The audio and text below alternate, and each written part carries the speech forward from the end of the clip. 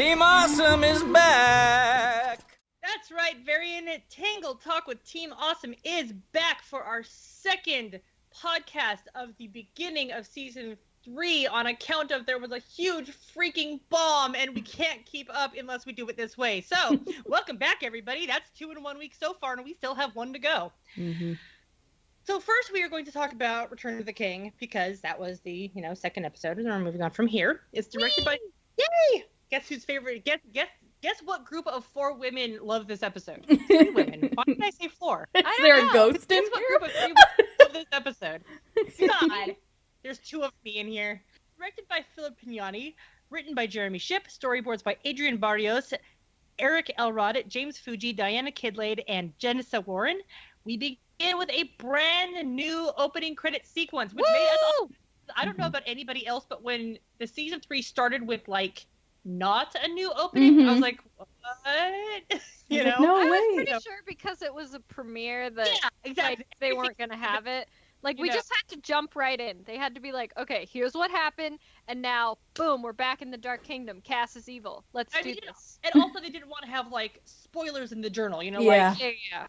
So, I was fine, but I was a little bit concerned at the beginning of the first episode. Mm-hmm. So, we have our brand new opening credit sequence, and we now have Varian, Lance, and the girls. Edmund, Hamuel, and that little blue girl are all in the journal. Yay! Yes. The tarot cards are on Rapunzel's desk, and we've gone back to Rapunzel's desk at the castle, because she's home now. Mm-hmm. As well as Gothel's knife, which is sitting in her jar of paintbrushes, WTF. So that's Why is that there? Explain yourself. That's I'm concerning. That's the stabby Eugene knife. I don't She like it. Keeping it with her art supplies, Why would you This is what keep the my thing that friend said. killed your boyfriend? Huh? Why would you keep the thing that killed your boyfriend, Rapunzel? Why? Why would you Keep him the in thing check. that killed your boyfriend? She's like, it's a letter opener now. You want to watch me open letters, Eugene? It's because she's crazy this season. She literally is like, I will kill you with my bare hands. She doesn't care. Oh my god, I love her. I love her now. Not like I didn't before, but this is amazing. I just love who she is at this point in her life. She just has zero cares. She's Yep. like, all right. She's like, what's the worst that could happen? Everyone's kind of screwed me at this point, so who cares anymore? Let's screw everything up! So, we begin at the Glass Zipper, which, as a reminder, it was the tavern in the Eye of Pencosta, the one where Rapunzel found Stallion, where the Stabbingtons arrive to have a drink. Unfortunately for them, they are laughed at since they have been bested repeatedly by Eugene and his girlfriend, the princess, and his girlfriend princess is, quote, frog. So they're getting laughed at, and they're the Stabbington brothers, so they're not happy about this. Patchy Stabs just completely squishes a metal stein with his bare hands on dry land. Yet somehow Eugene is the overpowered one. Go figure. I was like, ha! Oh my god, it's all brawn, and Eugene is just better than them, Yeah. No, I just mean when he squished it, I was like, oh. Yeah. Oh yeah, I was too. I was like, geez. I was like, when these people were ridiculing them, I was like, they do know they're talking to the Stabbingtons, right? Yeah, right. They They have the word stab, stab in yeah. I wish I could have the word stab in my name. What's your name? They realize that while Eugene is still alive, no one will take them seriously. So, back in Corona, Rapunzel is doing an absolutely amazing job as temporary queen. She's getting to see her interact with her subjects is super cute. She's really great with everybody, and she's so hands-on, and it's super duper adorable. Eugene remarks that as queen, she doesn't have to be out on the streets at all times. Rapunzel reminds him that she is still technically just a princess and that she enjoys being out where the real action is. I'm going to pause right here just to let y'all know that I think she is deliberately not overworking herself, but she's keeping herself super duper busy to avoid thinking about things. Mm-hmm. Oh, yeah. Doesn't want to think, so she's keeping herself distracted and busy. So that's the TLDR of my thoughts on that. I actually have Sounds like me. Sounds like a lot of people. Yeah. It's a mood, That's Rapunzel. how a lot of people cope. Can relate. Relate. Hashtag relatable as always. Yep. Just then, a horse gets spooked by a rat, and a really malicious little rat that's boogie boogie boogieing at the horse, for God's sakes. And we get this awesome chase scene throughout the streets of Corona. While they are following this horse on Max's back, Eugene's like, is this a new alley? And then, honestly, that cracked me up. It's such a throwaway line, but it's like, okay? Is this a He's new just so alley? surprised. He's like, is this a new alley? Yes, they built Like, a as somebody whole who new has alley. walked around Corona, like, stealing from people, I could see why he'd be like, I don't know this alley. You've redecorated. Maybe it's one that's, like, always been blocked off by boxes, and then they've just recently cleaned the box out, so now it's open again. I don't know. Eugene attempts to jump onto the cart where the horse is dragging. He doesn't get a good hold, so then he's trying desperately to run behind while holding on, going, Max, Max, Max, Max, Max, Max, Max. And Max just picks him up, tosses him, and he goes, thank you! And she's like, It's so cute. adorable little dork moment. It's so cute. Like, oh my gosh, there's so much good Eugene in this episode with good reason. So Rapunzel nearly goes headfirst off the cart, and Eugene gets to fly through the air again, poor dear. Rapunzel, lashes out her hair and catches him. And I noticed another thing that she's like so fast to just undo the hair and use it. Like, really fast, drop of a hat. She's just like, no, she's using the hair. She's not gonna like mess around anymore. She's good. With a rather rough landing, Eugene looks up to find King Edmund standing on his beautiful horse, who we later on this episode learn his name Domino, and it's a perfect name for her. She's gorgeous and wonderful, and she's got the most luscious mane of hair I've ever seen. It's even better than Andrew's. I do all of Edmund's animals have good names. Listen, the first time they said it, I thought it was Dalmer. I was like, is that horse's name Dalmer? And they were like, no, it's Domino. I was like, oh, okay. So we fade into another scene where Rapunzel and Eugene are sitting with King Edmund outside at a cafe. Eugene, annoyed and confused by the presence of his father, asks him why he's in Corona. He's so upset. He's like, Dad, why are you here? Go away. I don't want No, he's like, Edmund, why are you here? Go away. He won't even go. Well, of course, but I'm just saying because he informs them that after their rather unfortunate run-in with the family recently, he wanted to make sure that Eugene got a prized family heirloom, which is a sash with the sigil of the Dark Kingdom on it. It's so funny. Samuel tries to explain this at first, but he just coughs up a bunch of feathers because he's Samuel. And I love that. He just was like, quack! And then Edmund's like, no, Hamuel, let me explain. And I was like, ah! I love their dynamics so much. I do too. That's the first time we got to hear Hammy's name. It is. We've known it for a while because, Ben told us, but, that was our first time we actually got told in canon what the bird's name is. Eugene, being understandably a bit of an ass, doesn't care for or want the sash, nor does he want Edmund to be there, and he asks him to leave. Edmund, the sweet bean that he is, tells Hamuel that he was hoping that they'd ask him to stay, and Rapunzel, also being a sweet bean, asks Edmund to stay for the night, much to Eugene's disapproval. He's like, what? No! But then he, leans on his hands and his face is all squishy. The face squish. Squishiest boy! Mother, his face is all squishy. You just want to squish his cheeks. He's so I squishy. just want to squish him and give him a kiss and a hug and be like, stop disrespecting your father! And he's so pouty, and it's so cute, and I love it. Yeah. So now we're on the roof, and Eugene is looking at the sash while Rapunzel comes to join him. She asks him if he's thinking about his dad, and he says that Edmund is not his dad, is just a strange man who can't keep his thoughts to himself, and that he abandoned him as a child, and he didn't even try to stay in touch with him. I love that line so much. He's like, first of all, he's not my dad. And I'm like, this is shut up. It's beautiful, though, because this is the Eugene parental angst that we've all been wanting. Yes. He didn't have time to process this in the Dark Kingdom, so we're getting to see it immediately, and that's wonderful. Just and we told everyone was so concerned. I'm like, they're not gonna just brush over it, or else they'll have to deal with the wrath of me, which they don't want. Yes, we all know how much they don't want the wrath of Ellie. They don't want the wrath of Ellie. Rapunzel reminds Eugene that the only companion Edmund has had is a crow that could get lost in a boot. I love that too. She's like, his only friend is a crow who could get stuck in a boot. Just lost. She used the word lost, which implies entire going into the boot, and then it just makes you remember that our first introduction was to Hamuel with Eugene pouring him out of the boot that he was just staring. How did Hammy get in there? Don't know. I don't know how Hammy got in there, but I love him so much. So Edmund is probably lonely. A little bit. She says to him, and you might even get to like him. And Eugene replies, and Shorty could sprout rings and lay its sprout wings and lay an egg, but you never know, which is like the sickest burn to Freebird I have ever heard. I love how they're just like, I love how the writers are like, you know that Deus Ex Machina and Freebird? It was stupid. It was so beautiful. I love that. That was amazing. Thank you, Jeremy. We appreciate you. So Hamuel, sweet Hamuel, cooing softly like a pigeon as he flies around in front of them in Eugene's boot, which he stole. So Eugene's all like, is that my boot? And Rapunzel just puts her hand on his like it's okay. She literally, Hammy starts flying by and she just, her hand like shoots out and grabs his and pulls it gently closer and before he even says anything. And I'm just like, she knew what was coming and she's like, no, you're not allowed to chase after the bird. Calm down, I'm here. So sweet. God, so cute.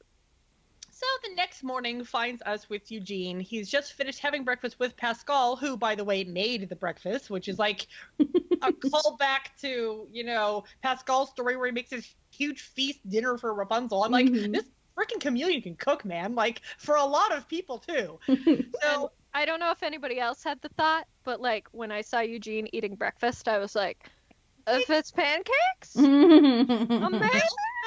Then there's a whole basket full of uneaten bread. And I'm like, since when do you waste bread? When you're eating a ton of pancakes. That's when. Fair enough. It's a lot of They're carbs, already man. bready enough. So Eugene suggests that they go take a nap in his room and slip into a delightful food coma.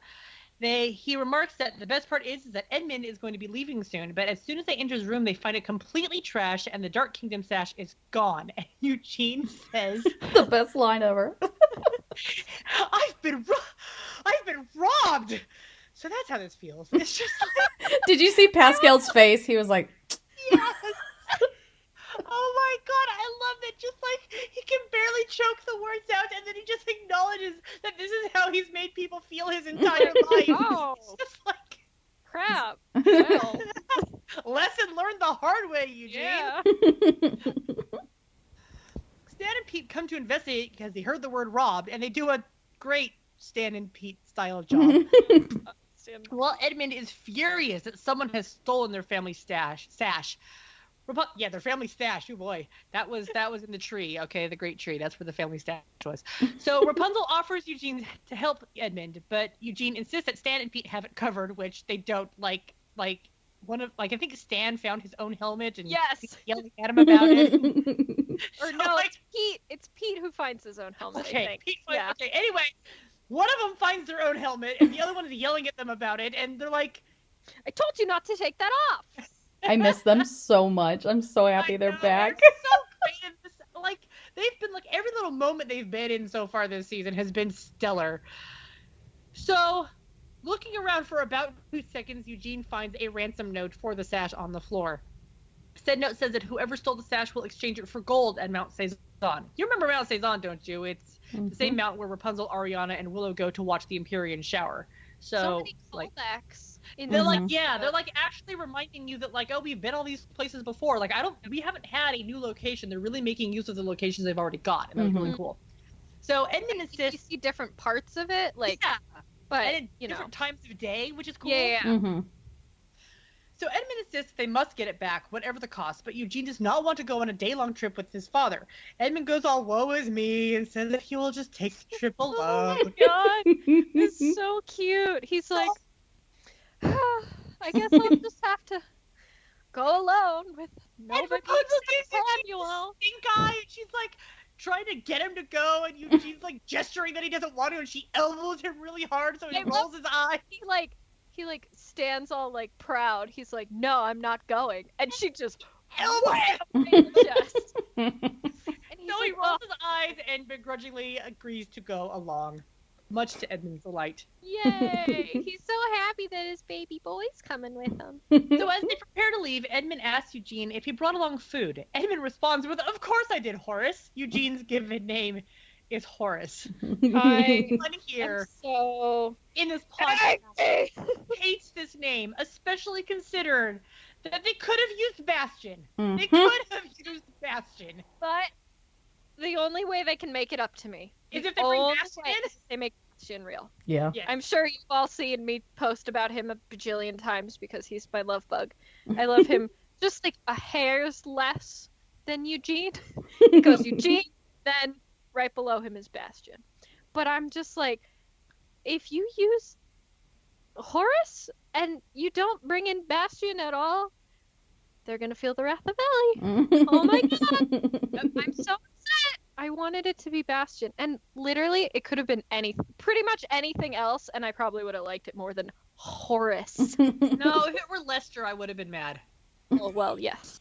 And also, if it had been like Louis or Louis or something like that, I wouldn't have been happy because do you have any idea how many Louis and Louises Disney owns? Right. Like, A lot. Horace. They have 2 Horaces as it is, but They have 3.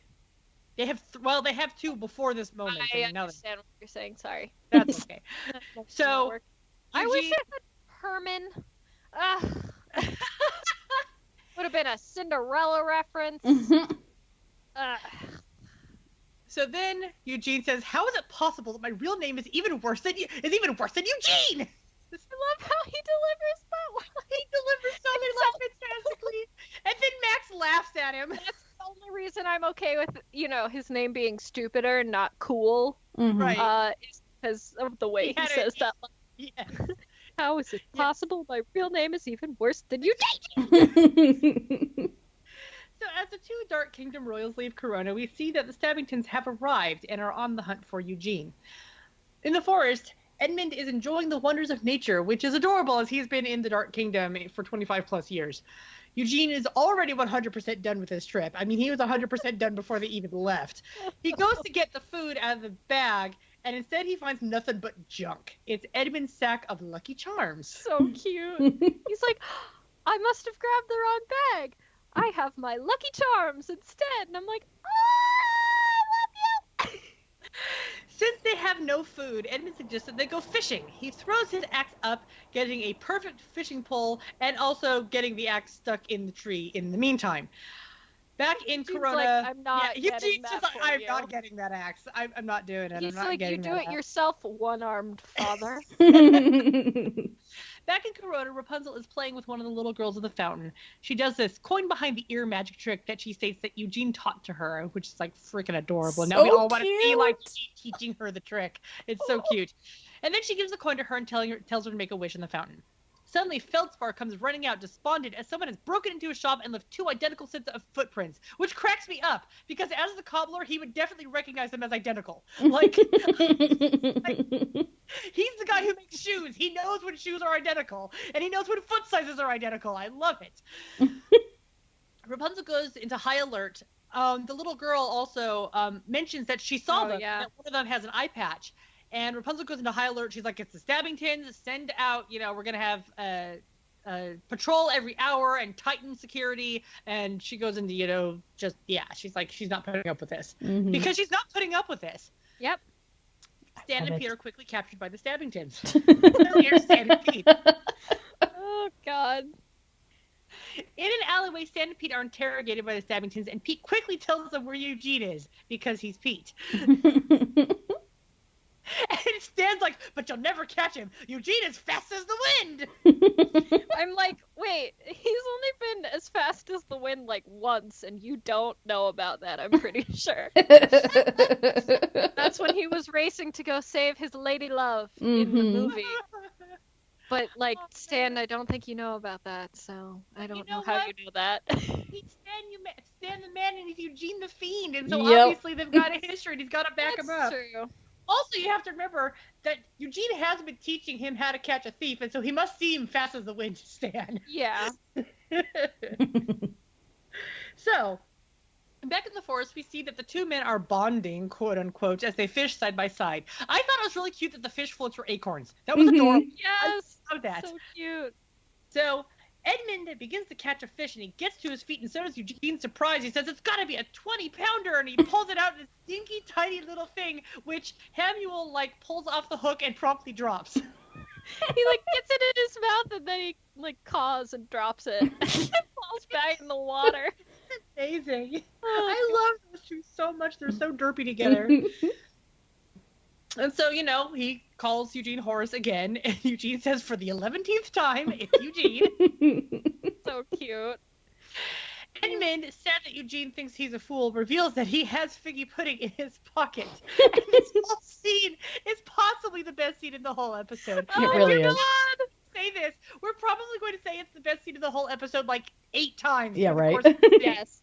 So this scene, the best scene in the whole episode. Literally one of my favorite episodes ever. It's I know it's so... the audience is why we have figgy pudding.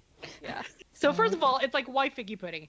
And Edmund, talking to Hamuel, reveals that he has figgy pudding in his pocket. He turns back to Eugene and says, I bet you'll never guess what I have in my pocket. He's such a goober. He says, I don't know what's weirder, that you have figgy pudding in your pocket or that your armor actually has pockets. Oh my god, and Edmund makes, when he's talking to Hammy, he makes so many, like, Eugene faces. I was like, ah! They're so beautiful! Mother son! And then comes, one of the other best lines in the entire episode. Oh god, I can't even not laugh. This is so great. I don't want any of your pocket pudding. He's like, you want my pudding. I don't want any of your pocket pudding. Oh my god. And the delivery is amazing. And just like, this Zach is such a should win an award for that. If he's not nominated for an Annie Award, Annie? and if he does not win, I will cry.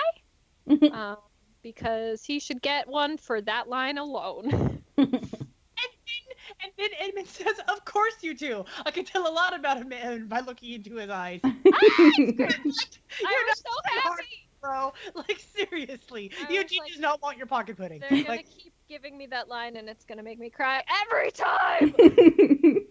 So deciding that giving Eugene the pudding is too easy, Edmund decides that they're going to have a little contest to see who can win the pudding. Oh my god. Eugene does not want to participate in this contest because he does not want any of the pocket pudding. He's like, Edmund, you can really just have the pudding. I was really confused. I was like, how does he have a whole wad of pudding in his pocket? Until I was like, oh, it's figgy pudding, okay? Oh god, Eddie. I can't believe his armor has pockets. This is like what women want. Give me I know, two right? I want secret figgy pudding pockets.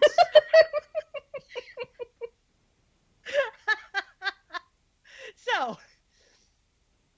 he decides that their contest is going to be a target practice throwing weapons contest that Eugene still has not agreed to. So he throws his axe and then takes Eugene into this tree stump, and then he takes Eugene's sword out of the sheath, which Eugene did not agree to, and throws that also. And when that one hits the tree stump and both weapons go falling into the river below. So they are now weaponless. Weapons are weapons! So Eugene, exasperated, states that this is impossible, to which Edmund replies, if something is not impossible, it's not worth doing. Eugene is about to go off on him when the line suddenly hits him. He turns around and he's like, did you just say that if something is not impossible, it's not worth doing? And it turns out that this is a line from a Flynn Rider book, Flynn Rider and the Lost Treasure of Scotia. Mm-hmm. And both of them really like this book. It's like their favorite book. It's their favorite. And I was like, Eugene's so sad. Eugene's like, I used to read that all the time until I accidentally dropped it off a cliff, which is like... dropped it off a cliff! He's so stupid. I love him. But I'm also like, you tell your dad that right after getting on his case for dropping your weapons off a cliff? Oh my god, this episode. He's so stupid. I love him. They're both so stupid. I don't know how one family can radiate such idiocy energy. Like, oh my god. So they have this adorable bonding moment where they're now discussing a scene in the book, and Eugene gives Edmund a side hug, and it's adorable. And oh my god, when Eddie's describing it, and he like happily jumps up Yes. onto another, Oh my god, it's so like, cute. or rock or something. I was like, ah! They're adorable. Stop making me fall in love with you. I'm already in love with your son. Oh god. So returning to Corona, Rapunzel finds Stan and Pete sobbing in the alley. They inform her that Stabbington doesn't know where Eugene is going, and Rapunzel leaves on Fidela to save her boyfriend. She's like, oh my god, okay, I'll handle it. You two just keep crying in the alley, I guess. Also, it's like really great because she was like doing really good forensics in this episode. Like we didn't see a lot of it, but she just like did it. She understood. She's like, okay, matching boot prints and an eye patch. It's got to be the Stabbingtons, and then she tracks their muddy boots all over Corona because they don't wipe their feet apparently. And also, she found Stan and Pete because they were sobbing loudly. Because they were crying. Yes. Which she says, which I'm like, ooh, sick burn. She's out on, yes, and you were crying loudly. Back with the boys, they are discussing more of the great scenes from the Flynn Rider books, which is like adorable because now they're just like having this great on full-on nerd conversation. God, don't you love getting together with nerds? It's so cute. Apparently, Eugene not only stole the moniker, he also stole the kingdom, and I aren't exactly simpatico at the moment. Like, oh my god, that's amazing. Like, that's just he's such a nerd. Oh my god, died. I was like, he was literally just quoting to Rapunzel in the movie. Yes, it's amazing. He was just quoting a book line. He was trying to be all cool and suave to this girl he met in a tower by quoting a book line. That would be like freaking nerd. Like if some dude tried to pick you up by quoting movies at you, and it's like, okay, that would work on some people, but like, he's such a doofus. He's such a nerd. I love it. And then Edmund says this fantastic line, and people think it's a kid's book. Adults everywhere appreciate the nuance of Flynn Rider's adventures. It's like that line is specifically written in reference to the fans loving this show. I'm sorry, that's just facts. That's wrote what it for us. They wrote it for exactly the fans. for us. They wrote it for us. It's amazing. Adult fans of yeah. It's probably great. More so for you, Becky, because you were already you were already an adult. Like Kelsey and I were little baby children. Yeah. I was an adult when the movie came out. So you were an adult. I was 12. God. Yeah. About to turn 13, but 12. We was widow. It was so long ago. Little baby. But yeah, we do, and we appreciate you guys so much. Once again, Jeremy, thank you. So many good lines. If I ever meet him, I will be like, here is my undying love in the form of something. I don't know, like cookies or a trophy or maybe just a hug. Who knows? Yeah. Suddenly, Eugene realizes that they're not alone, and the Stabbingtons are there, ready to strike. Eugene, while introducing them to each other, realizes that he has more of history with the Stabbingtons than he does with Edmund, and he says, this is kind of like a family gathering for me. Wow, it's so cute. He's like, Edmund claims he's my long-lost father, but actually, I have more history with the two of you, so this is kind of like a family gathering for me. And I was like, oh, you freaking dork! I hate you, and I love you so much! So, well, the battle begins, and while they're sitting there, Edmund he eats his pocket pudding and sideburns. He pocket standed it! He was just like, Mickey pudding! and it hits Sideburn stabbing right in the face, and Eugene goes, he can tell a lot about a man by looking into his eyes. That's my favorite freaking part. I was like, well, I didn't actually cry, but I wanted to. It was so amazing. He said the line. So Edmund is like hella overpowered, which is like an amazing hella overpowered thing, because this one-armed knight dude grabs Patchy and he just yeets him right into Sideburns, knocks them both out cold. Just like picks him up like a freaking, what is it? It's a shot put. He shot puts him right into his brother. It was amazing. I loved it. And he's got one arm. He's got one arm. Yep.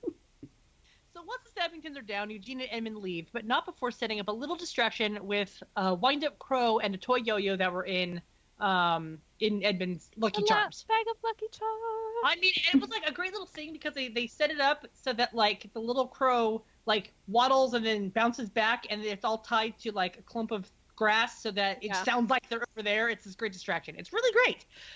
Edmund's all proud of himself and his bag of Lucky Charms, that he and his bag of Lucky Charms held, and shows Eugene the bag's contents once more, and right on top, whoops, there's the sash. It turns out that Edmund stole it from Eugene's room so that they could go on this journey together. Eugene, furious that Edmund thought he could make up for abandoning him for 24 years, and I'm going to swipe just a little bit, guys. Eugene is not 24, he's 25. He's like, okay, like, I was dropped off at the orphanage when I was 1. I had 24 years of being abandoned. I had a thought about this as well. Uh-huh. Maybe when Eddie loses his arm, when we see it happen in the first flashback, maybe Eugene wasn't alive yet? I don't know. No, because the way that Edmund says that the moon has already the moon has already lives really implies that his wife is already dead. Yes. So, I mean, that was actually one of my pieces of evidence. There we go. It was evidentiary support. So between that and the fact that it keeps calling him Horace, Eugene's just like, done. And he storms off back to Corona with Max. He's like, bye. So, and I was like, Eugene, you get back there and you apologize to your father. No, honestly, he doesn't need to apologize. He was wronged. I know. I'm just being silly. He doesn't. I know, but I'm not just defending Eugene. So hey, here we go. So up on Mount Saison, Edmund sadly looks at the sash, wishing things had gone better with Eugene. And then the Stabbingtons appear and demand that he take them to Eugene. But he refuses. Unfortunately for him, they best him, and they send Hamuel off with their dagger tied to his leg to lure Eugene to them. Eugene, seeing Hamuel, heads back up to save Edmund after muttering the line, "Dads are more trouble than they're worth." Like, Lord, he's just, but he did turn around, so it's not like... It's so cute, though. He's like, dads are more trouble than they're worth. Come on, Max. And then they just go back, and I'm like... wanted parents his entire childhood. Now, like, I take it back! This is a monkey paw wish, I take it back! So, on the mountain once more, the Stabbingtons have set a trap for Eugene. They knock a huge boulder off the cliff when he arrives, and they seem to have squashed him. Edmund's face just crumples. Oh my God. You know what? And I noticed something else. So, Eugene shows up, and Edmund yells to him the same way Rapunzel did in the tower. Oh, God, you're right! He's just like, and then, like, the boulder falls. That's evil. What a good callback. Yeah. But also, I was like, oh no, Edmund just watched his baby boy get turned into an actual Fitz pancake. Oh my God. You're welcome! I was writing the talking points and I was like, oh yeah, Edmund thinks Eugene got squished. And I'm like, flat as a pancake. Fitz pancake! Oh, that's genius. So the Stabbingtons, now with a priceless sash and the king, activate the log flume, and they head down the mountain on a log. Eugene, now trapped in the cave... Oh, also, not only did that thing fall on Eugene, he pushed Max out of the way. So that Max did not get squashed also. I love that. So now Eugene is actually trapped in a cave. He did not get squished. Yay! He's not a Fitz pancake. He's got Domino with him, and he's not pleased with his situation. Definitely Father of the Year contender, he mutters. Well, yes. He's better. I mean, Edmund is better than all the other dads in the show, so... I mean, Kieran can win some points back, because he's Kieran gets points back not now. dead. He's not dead, and he told Varian he was proud of him. Yeah, he said he was proud of Varian, so I'm like, okay, you're definitely... I mean... I think Kieran was probably already second in line. I think it really does go Edmund, Kieran, Cap, and then 50 spaces down past everyone else's dad, Frederick. But yeah. So Kieran is pretty close to the top. Yeah. Anyways, so yeah. But Edmund still wins. He really does. Hamuel is being amazing, and the light coming in the cave through the cracks behind the boulder, hit the button on the bag of Lucky Charms, and so Hamuel starts chasing the light around like a freaking cat. He's a little kitty! Because apparently there's no animal in this show that is just the animal that they are, except for maybe Owl. Yes. So he's a little kitty. He's a little kitty crow, and the bag falls open, and it spills some of the contents. And as Eugene goes to pick them up, he realizes that all of these things, every single one of them is from his childhood. There's a little wooden horsey toy and a marked deck of cards and this loaded dice and a 2-headed coin with Edmund's face on it. Oh my god, I died. I was like, ah! I mean, I saw somebody else point it out, but I absolutely agree that at least some of this stuff is stuff that Edmund got to Eugene somehow. Like, probably had Hamuel or one of the other crows drop it off, and then Eugene found it. Well, I mean, like, crows do bring little gifts, so... They do. They bring gifts. It's a thing that crows do. Yeah. So, but I was like, oh my god, he didn't even know it was his daddy. He just had a coin that has his dad on it. It was so sweet. All my tears. So there's also Eugene's first hand mirror, and there's also Flynn Rider and the Lost Treasure of Scotia. In other words, Edmund's crows picked it up and brought it back to Edmund for him. Oh. It probably fell off the cliff and hit Hammy. Yeah, right. Probably. And he was like, "Crah!" and brought it back.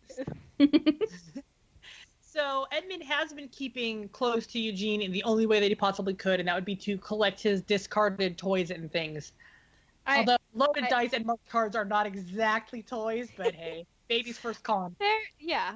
I did want to point out something really funny. I don't know if they meant this to do this on purpose or if it's just a funny coincidence, but for a while back in I want to say 2012, 2013, the fandom, when we were a little crazier, thought that Eugene's dads were Miguel and Tulio from DreamWorks' The Road to El Dorado, and they have loaded dice. So I was like, is this a funny little reference to how crazy we were? Because if so, props. If not, funny coincidence. We were crazy. But I just thought it was funny because I was like, it's something his dad has. But, We find the gold, we take the gold, we have a son obsessed with gold, he finds a girl whose hair is made of gold, and then we were back to street like there's no money on it. I love that. It was such a weird thing, but I loved it so much. I was like, I like it. Yeah, I mean, for crack, I could buy it. I was like, yeah, Eugene having 2 gay dads, I love it. Sign me up. Yeah. So Rapunzel arrives back at the cave, and using her hair and both Fidela and Max as, hauling implements, she pries the boulder down off the cave, and she frees Eugene. And they set off on a log of their own to save Edmund. And as she's releasing the water, she's to go, "No more Miss Nice Princess!" But just for the short term. After we deal with these guys, I am totally nice again. And Eugene's like, "Wasn't worried, but thanks anyway." It's adorable. But I love that he says, "But thanks anyway." Yes. But almost falling off. Then Rapunzel and Eugene are surfing on this log, and I agree with you, Ellie. This absolutely looks like it was an homage to the part in the movie when they were foot surfing down the water from the dam. Which is honestly one of the most beautiful Eugene moments in the movie. It really I'm like, he's so handsome. It's very good. Love him. So yeah, I mean, absolutely, I 100% believe that was intended to be an homage. Yay! More movie references. Eugene and Rapunzel catch up to the Stabbingtons and to Edmund, and Eugene hops into the log to rescue his dad. And he says to the Stabbingtons, "You dropped a boulder on me and you missed." I mean, who misses with a boulder? With a boulder. The way he goes, "And you missed." It's I love that line so much. He's so cute. He's such a goober. What's this, number 6, where we're this is the best part of the Yeah, I game. know. Yeah, I love this line. That's fine. So the Stabbingtons get knocked out by a tree branch that Domino pulls back with her teeth and just smacks him in the face, and Eugene's like, "Haha, nice teamwork." And Rapunzel alerts everyone to the fact that there's a log jam up ahead, and just as Eugene is about to jump to Rapunzel's log, he realizes that he can't just leave the Stabbingtons to die. What a good boy. Good boy. Come on. So they've tried to kill you so many times, and you're like, I can't let them die. And I'm like, oh, good job, Eugene. You're the best. You were raised right by your girlfriend. Mm-hmm. So Edmund tells him that they don't have time to save them and that it's impossible, but Eugene replies that if something's not impossible, it's not worth doing. And so the two of them together bring the Stabbingtons safely to Rapunzel's log. And on the way over, Eugene drops the sash, and Edmund tells him, "Leave it, Eugene." And he goes, "Dad, you called me Eugene." And he goes, "You called me Dad." And they're all cute. And Rapunzel's like, "Hey." She's like, can you two stop having a moment? You're gonna die. Nonsense. She's like, okay, that's cute. Get over here. You know? I'm like, wow, Rapunzel, let them have their cuteness. Told okay? you she's wild this season. She doesn't is care done with anymore. nonsense right now. She's done. She's so Done funny. with nonsense, man. You can have your moment, but have it in safety. So Edmund's just like, this woman is amazing, and then Eugene's like, I know. It's just like So cute. adorable. I love it. This whole episode is so cute. So they're safely back on the ground. Pascal has brought the remains of the medallion from the sash. It's totally broken beyond repair. There's all these missing pieces. It doesn't line up at all.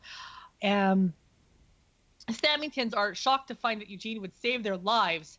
And now is like the first time we have any indication that they are on the path to being two crying goobers at a wedding. Mm-hmm. Like, honestly, I've been waiting for this moment because all through seasons 1 and 2, when we saw them, I was like, you are not even trying to make them. I was like, I don't understand. How are they going to get there? And then this part, I had to pause because I was like, they're on the path. They're on the path to T. They're on the path to T. So, I felt like I cried hard. I saved that for later. But, I started getting all misty-eyed because I realized that they were finally setting us up for the payoff. Mm-hmm. And it's just like, oh my freaking God, we are actually in Endgame now. Yeah, I know. You know?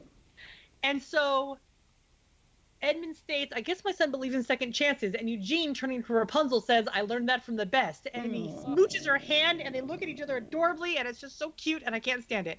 Eddie's face as he's watching this is just so aww, all sweet. And I'm like, He's like, I he ship ships it. them so hard. It's so he does. I'm so happy. I'm like, yes.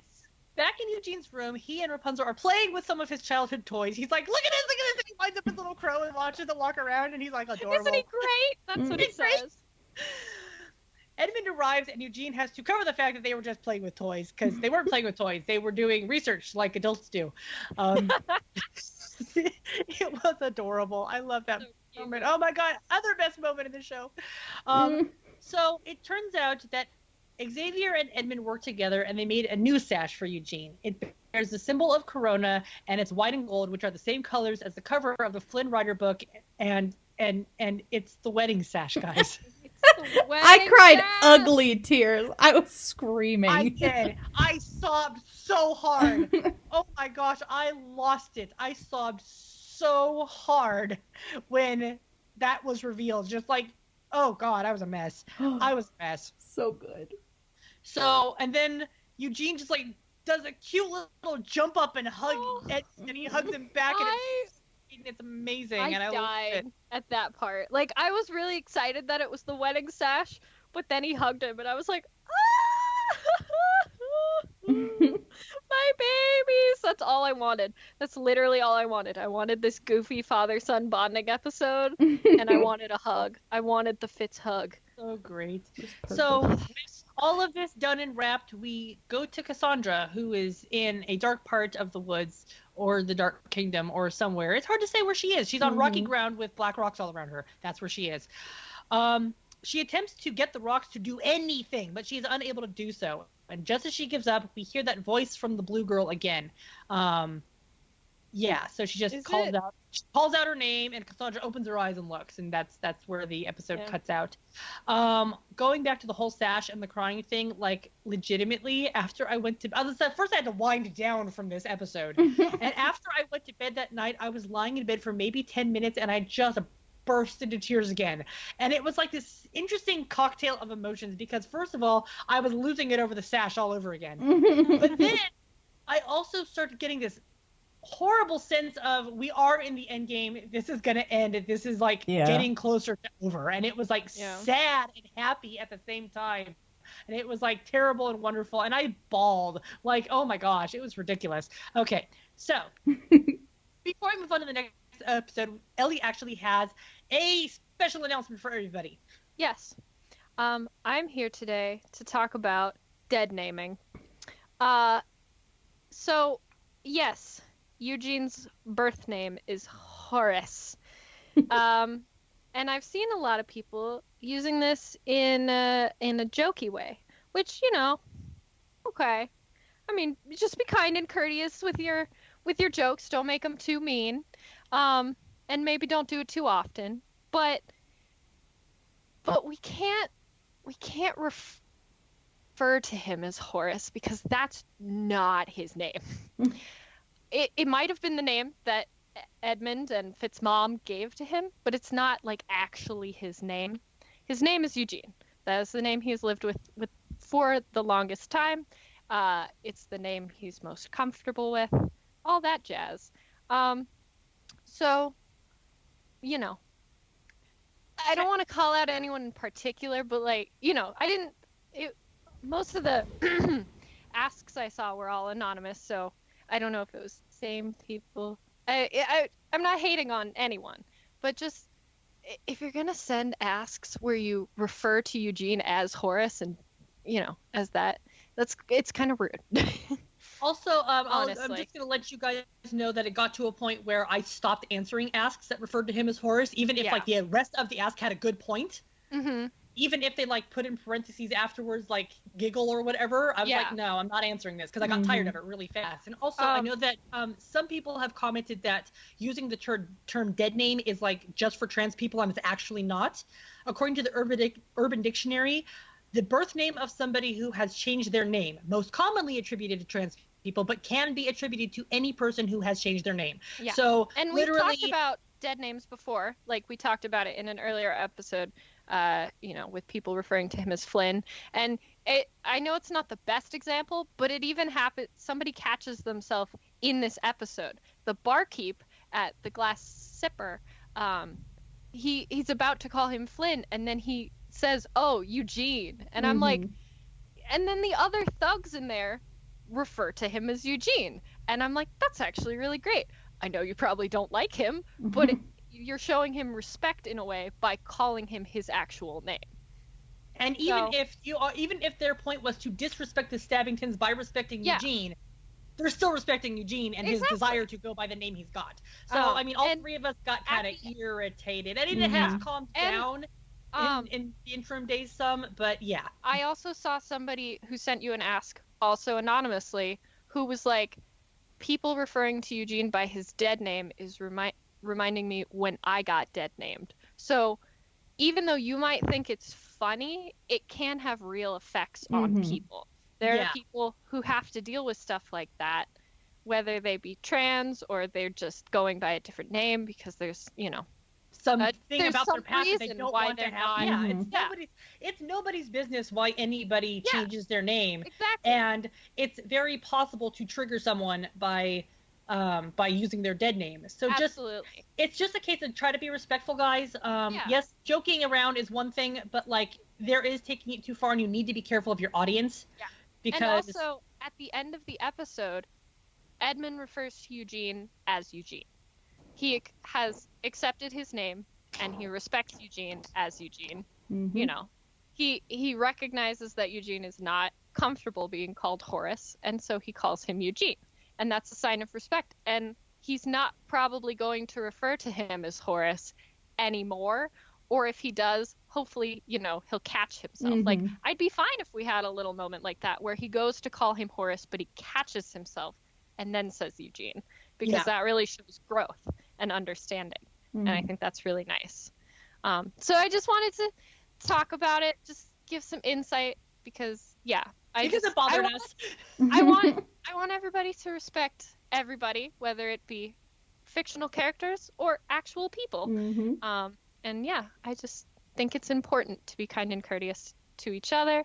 And I know it's like I live in a very politically liberal place, so I've been around stuff like that for a really long time, and I know not everybody has, so I just wanted to have a teaching moment. And I didn't want to call anybody out and be like, hey, you're stupid for doing this, because you're not.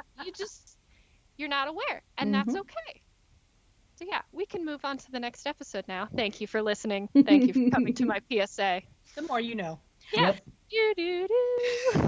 Now it's on to Who's Afraid for the Big Bad Wolf. Directed by Shane Zalvin, story by Jace Ricci and Kelly Hannon, written by Jace Ricci, storyboards by Jerry Yu Ching and Anthony Mezzata. We open with Rapunzel running through the woods in the dead of night, a full moon hanging in the sky. She's being chased by some huge beast growling at her. We already know it's a werewolf, lol. It takes her... Thanks, Leaks. Thanks, Mandy. Yeah, thanks, everything. It stalks her behind some rocks, and she's looking up at it and comments, "My, what big teeth you have!" And we cut to 36 hours earlier. 63. Yeah, which is a really weird number. Yeah, I was it like, is. 36? No, really, because what it is it's a day and a half. I know, but it just felt really weird. I was like, it's usually like 24. Like even 24 or 48. 48. But I was like, okay. Okay. So Rapunzel, Eugene, Lance, Red, Angry, and Max are walking through a town under construction, and turns out to be new Old Corona, or Old Corona being repaired after the damage done by the rocks. Several Corona citizens are pitching in, including Uncle Monty. Angry says it's time to settle down, away from the treehouse that they've been living in. Yeah, it's, Red answers, but Angry cuts her off, a total dump. Red, who's talking regularly now, yay, she's got such a cute voice. Mm-hmm. When she talks. I love that because it just shows this development that she has grown comfortable with herself enough to talk. Mm-hmm. And that's like awesome. She's moping, and she says that she likes the treehouse, but Angry is exasperated with her for going on about this again, and stresses that moving to Old Corona is what's best for them. Just then, a shepherd named Earl, who we have never seen before, but Rapunzel addresses him, so clearly he is like a character, just not one we've seen before. Mm-hmm. He comes running up, crying out for help. All of his sheep have been stacked in an upside-down pyramid, precariously balanced on the one standing on the bottom. Earl says that something's gotten them scared, and that the same thing happened to his neighbor's flock. Rapunzel promises to get to the bottom of it. Red spots something growling in a bush, but before she can figure out what it is, Angry pulls her away. Acting like the bloodhound horse that he is, Max sniffs out a giant paw print, and Eugene identified it as a wolf print. But not only is it huge, Rapunzel deduces that this came from a bipedal animal, so it can't be a wolf.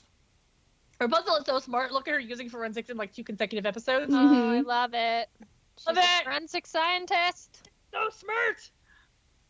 Just then, they see someone or something lurking in the trees. They chase it down, and Rapunzel catches it in her hair. It looks like a person with a wolf skull head, which Rapunzel realizes is a mask. And then she lifts it to identify the person, and they growl at her, so she puts the mask back down.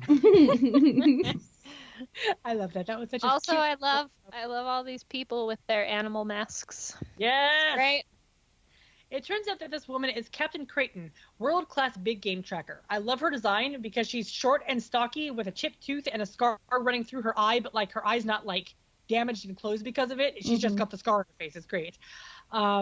She wears a chainmail hood and full armor, and she's just this little like Spitfire woman. It's kind of awesome.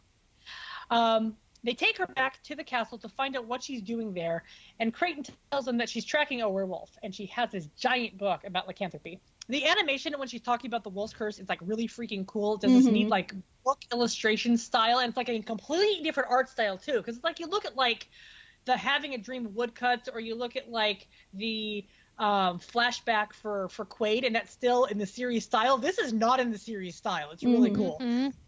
The curse travels the world in search of host bodies and feeds on untapped rage. So it's the ideal host is someone with deep-seated anger. It inhabits their body and makes them turn into a werewolf every full moon for the rest of their life. And the wolf is now in Corona. We will. Wee woo, wee woo. Creighton is also hunting the wolf, but Rapunzel informs her that she won't be destroying, i.e. killing, anything in her kingdom. She throws Creighton, who tells her she's making a big mistake, out of the castle. I will take that, slam! I didn't time that right. I meant to slam the door after chance. We knew what you were going for. So cute. And I also like that because that just goes to show like how she's no nonsense, but she's also still Rapunzel. You know? Yeah. So Rapunzel is determined to find the werewolf before Creighton does, because it has turned one of her subjects, and she doesn't want them killed. Unfortunately, all of Corona has already heard that there is a pitchfork-wielding mob at the castle door. Rapunzel assures them that there is nothing to be afraid of. While she's talking, Angry steps up, and suddenly the scene goes red, and Rapunzel, Eugene, and Lance all turn into werewolves. Eugene makes a bizarrely hot werewolf. Can the boy please stop for just a minute? Just kidding. Please don't stop being hot, Eugene. Like, oh my god. I was not He's expecting the people to me- love him as a werewolf. It reminded me kind of like It evoked the same feeling as that fan art you did, Becky. Oh, Of yes. him- Yeah. Yes. Was he like a wolf boy or was he a kitty Cat boy? I boy. can't. He was a He cat was boy. a kitty boy, right? That's like why I wild liked that cat so boy, much. so, yeah. Yeah. But it just, I was like, oh, it's like that fan art Becky did. Oh my, that was unexpected. Panicking, Angry grabs Red's hand and pulls her out into the crowd. With dozens of werewolf paws grabbing at them, Red turns into a werewolf too and says that they belong there just like Angry said. Angry backs away and then trips on the railing and goes tumbling into oblivion and then wakes up finding herself on the floor of her room in the castle having just had a nightmare. She finds out that Red's not in her own bed. Rapunzel finds Red alone on the balcony, looking glum. Red tells Rapunzel that she likes there, but that the castle and city life isn't for her. She starts saying that Angry says it's what's best for them, but she trails off. So Rapunzel asks if Angry knows she feels that way. Red says she's tried to tell Angry, but Angry doesn't want to hear it. Rapunzel tells her that she's got to find a way to get through to Angry, but in the meantime, they need to find the werewolf. And Pascal takes one of the flowers out of Rapunzel's hair and puts it in Red's, which is adorable. Mhm. So cute. Cut to the next morning when Rapunzel is reading the lycanthropy book outside of Monty's sweet shop. She's reading that the werewolf in their human form has the mark of the wolf, which is a blue wolf paw print shaped mark somewhere on their head, arms, or face. Monty shows up and offers Rapunzel a peace offering for everything she's done for the kingdom. He extends a literal olive branch made of green licorice to her. But then Rapunzel notices a blue paw print mark on Monty's neck, so she tells him that no one likes licorice and ushers him back into the shop to get him out of Creighton's watchful gaze. She was so like, I felt like she was pretending to be mean, but I just loved it. I was like, oh my god, I don't Rapunzel. like licorice. No one likes licorice. She's so cute. She Rapunzel is. convinces Eugene and Lance to join her in investigating him, so that night they follow him out of his shop. He spots them and takes off in his carriage and throws candy at them to trip them up as they pursue on horseback. Lance catches a sour ball. So good, but so sour. And then he and Fidela get tripped up by bubblegum. Tell my story! He calls it. That was so good. Oh my Lance, god. you're such a drama king. I love you so much. So great. Rapunzel and Eugene manage to stop Monty, and Monty demands to know what's wrong with her. So she tells him that she knows his secret, and he breaks down into tears, confessing that he was trying to give her stale licorice that he found in the back room. She explains that she thinks he's the werewolf because she saw the mark on his neck, and he points out that it's just paint from the construction in Old Corona earlier. She asks why he ran, and he explains that 3 people hopped out of the shadows and came after him. Then he points out that if he was the werewolf, he'd be transformed right now because the full moon is out. In the distance, the wolf howls and screams of panic rise up from Old Corona. Side note here, we can see the piece of wall that the rocks broke in the Secret of the Sun Drop is being repaired, and I really hope they put in a gate or something and not just Rapunzel is deliberately walling herself back in. That the symbology bothers me. I hope there's a gate. Yeah.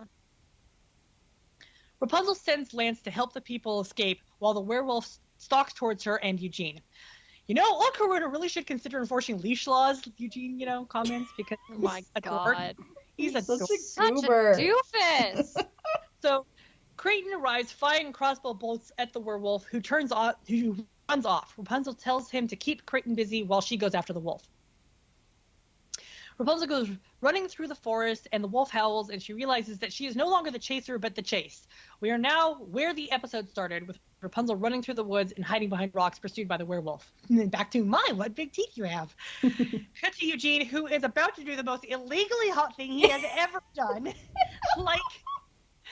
He runs to Creighton and blocks her crossbow with his sword and utters the now infamous line, "Ooh, tisk, tisk, Captain. Never bring a crossbow to a sword fight." It's just like, what the hell, Eugene? My favorite is Say that. My favorite is people who are like, I don't understand what people are saying, and then they watch it and they're like, oh, okay. I'm like, yeah. Yeah. I legitimately have multiple ace friends who are like, okay, so I'm ace, but that did something. So It's actually kind of funny. It was probably because I was tired, but I didn't even notice that happened, honestly. Like, I saw him, but I just didn't hear it. Mm-hmm. But I was like, you- oh. as an ace person myself, Eugene is my exception, so anything he does, I'm like, still my exception. Congratulations. yeah, that is the Eugene line that has gotten all of us into a tizzy. It's amazing. I love it. Good job. Good job, Zach. Thanks, Yep. Zach. Good job, Zach. And also, Snap and how clap, dare babe. you guys keep doing this to us? You know, maybe they're just giving us these lines and stuff to make up for the fact Yeah, he might never be shirtless, which could be. will kill me. But I mean, you know. it's the best outfit he's ever been in. He has never been hotter than he has in I season know. 3. Season Oh my 3 God. Eugene is a whole nother level. He Yep. really is. He Yep. really is. It's and great. we thought the deep cut was I know, good. right? So he disarms Creighton, and she goes running off. Back with Rapunzel, the wolf is looming closer, and he smells her hair, and then Rapunzel spots the leaf necklace that Angry gave to Red and Vigor the Visionary hanging around its neck, and the werewolf is Red. For no Dun apparent dun dun! I figured that out really early. honestly, my whole thing about like Little Red Riding Hood, you know, Yeah. like kind of like, yeah. I mean, I had people like throwing asks and like DMs at me being like, "You predicted that again on Tangled Talk." I'm like, "Yeah, well, we're good at this." We're You know? magical on this The show. The 3 of us have been studying Tangled for almost 9 years. Which We is have- why I had to mention Bastion, because if I mentioned it in Tangled Talk, maybe it'll happen. Hey, it worked for Bird Varian. I had to hold on, but it worked. You did. You It got worked Bird for- Varian. It worked for Bird Varian. It worked for Dark Prince Eugene. Yeah, it worked for Dark Prince Eugene. It worked for this. Yeah. So, yeah. Lots of See, guys, this is why we have Tangled Talk, so that our predictions will come true. If we Yeah. didn't have Tangled Talk, it wouldn't happen. It also worked for that hilarious. I totally said, I was like, I think Eddie's the guy in the bear The hood. bear hood. Yes! And freaking oh gosh, Amber Amber. Lee was like, Like, what? like, How did you do do that? And I'm like, I'm magical. Yeah. Yeah. It's Herbert Clairvoyant. You're welcome. So, for no apparent reason, Red Wolf bolts off. Rapunzel goes into Angry's room at the castle to tell her the news and to ask where Red might be, so Angry leads her, Eugene, and Lance to the treehouse where they've been staying. The treehouse is ramshackle, but Red is there, human, and huddled under a blanket. She says that she's not a monster, and Rapunzel tells her that no one said she was a monster. A tear runs down Red's cheek, and when Rapunzel wipes it away, it washes off the red streak makeup under her eye and reveals the mark of the wolf, which was hiding under it. Red explains that the month before, when Angry decided that they needed to settle down, she wouldn't listen when Red said that she didn't want to go. So Red went for a walk, and that was when the wolf found her. It told her it could help her be heard, that it could use all of her angry feelings and get her what she wants if she just lets it, which she did. I really like this twist on the traditional werewolf legend because not only does it keep things clean for a kids show, it also makes the transmission of the curse a voluntary thing for the werewolf to be. It offered Red a deal, and she took the deal. There were no violent acts, and there was no force. It was just, I'm like, wow, that's actually a really cool way to do it. Yeah, because can you even imagine in the day and age we're living in if in a kid's show they had a little girl Get attacked bit by a giant Yeah. wolf? Gosh. Yeah. There would be riots in the streets. Yep. Rapunzel tells them that the book has a ritual that can get rid of the curse, but it has to be done on the last night of the full moon, which is that night. And I assume that this means that they see the full moon as being a 2 or 3 day thing, because, I mean, honestly, the real full moon might only be one night, but it appears a full about 3 nights in a row. And it's either that or that cockamamie conspiracy that Beth and I kicked up like a year ago is real, and that Corona legitimately has multiple full moons a month. I don't know. I mean, And- they do have quite a few lot of full full moons. And it has to be done on mystical ground, and the only mystical ground nearby is Janus Point. Do y'all remember Janus Point? It's where Subraja enchanted everybody to go to and paint the tree so that they could open up the portal to release Zontiri. In fact, when they get there, Lance says, "Hey, remember that art teacher who brought us out here for painting class? Whatever happened to her?" And Lance reminds him, "Well, she turned out to be a hideous she-demon who tried to steal your very soul." Oh, right. Good job, Eugene. Good job, Lance. Remembering that so clearly. I mean, Lance. I gotta admit, this one little moment, I was a tiny little bit disappointed because I have always kind of wanted Rapunzel and Lance to bond over that. And then it's just mentioned as an aside in order to remind people of where they were. I mean, because really that's why the line was in the show, was to remind people of what Janus Point is and why we know this. Yeah. And it's kind of funny because, like, they remind us what Janus Point is, but they don't remind us about the other callback places we go. Like, they're like, oh, probably because glass Janus slipper. Point was like relevant to the main plot, you know? It's a Zontiri thing, so. It's a Zontiri thing, so it's important that we all remember where this place is. It's very true. I mean, and they kind of reminded you of where the glass zipper was because they did have the same dart-throwing thug. So, it's true. But they didn't talk about Mount Cezanne. No, not at all. They weren't not at all. Willow. It's like, no. No. Rapunzel begins to go through the ritual, having Red repeat after her, but Red hesitates. Everyone is encouraging her and urging her to just finish the ritual, and Angry tells her she has to. Red snaps and tells everybody that she doesn't want to, that she likes being the wolf, and that she's tired of everyone telling her what to do. I'm sick of people assuming I'm okay just because I won't say I'm not, which is, a very powerful. So good. She climbs up to the top of the altar where the tree once stood and keeps going, telling them that she doesn't like the name Red and she only went along with it because people expected her to. She wanted to be the angry one. She wants to call the shots, and being the wolf lets her do that. Angry apologizes to her for being bossy and promises that they'll figure it out together, but they need to finish this.